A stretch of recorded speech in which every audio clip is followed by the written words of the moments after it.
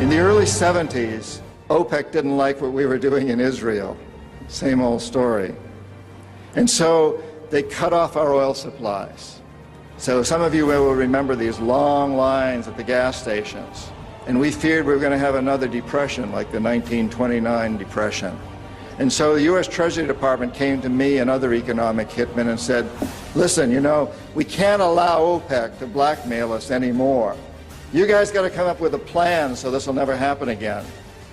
We knew that that plan had to involve Saudi Arabia because it had more oil than anybody else. The deal we finally struck with the House of Saud was a deal whereby they would return almost all the money they made from selling oil to the United States, invested in U.S. government securities. The U.S. Treasury Department would use the interest from those securities, which over the years has amounted to trillions of dollars, to hire U.S. companies to westernize Saudi Arabia, build petrochemical complexes, desalinization plants, whole cities out of the desert, McDonald's and all the other things that go along with our Western culture. The House of Saud would also agree to keep the price of oil within limits acceptable to the oil companies, possibly not acceptable to you and me, but acceptable to the oil companies. And this is very, very important. They agree that they would never, ever sell oil for anything other than U.S. dollars. It was an amazing deal, the deal of the century.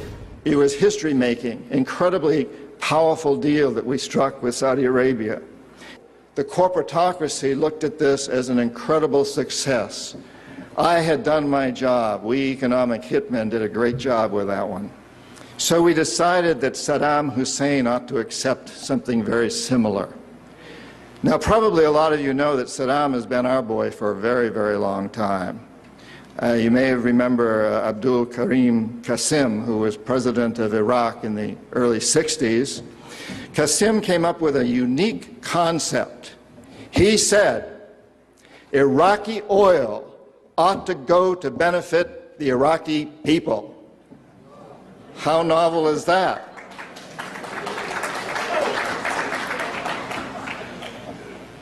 Well, we didn't like that very much. He began to tax the oil companies, particularly the British and some American companies, and threatened to nationalize our oil companies.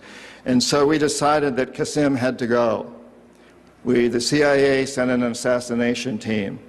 It was headed by a man who was still going through high school, an Iraqi citizen who was still going through high school.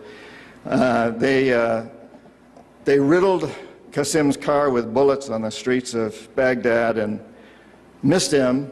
The head of this assassination team was wounded and fled to Syria. His name was Saddam Hussein. He was a CIA agent in those days, an assassin for us. He failed. He was our boy. He was our man. And so, and we sold him and gave him a lot of tanks. We built him, Bechtel built him big chemical, I ought to know, my father-in-law was chief architect at Bechtel, built Saddam big chemical plants that were used, and we knew that they were used to make mustard gas and other chemical weapons that were being employed against the Kurds and later the Iranians. We knew this, but we sold him these things. You have to remember that Middle Eastern oil is the oil that's used by a great deal of Europe and China and Japan. If we control Middle Eastern oil, we control our biggest potential competitors, Japan, China, Europe. So it's very important that we do.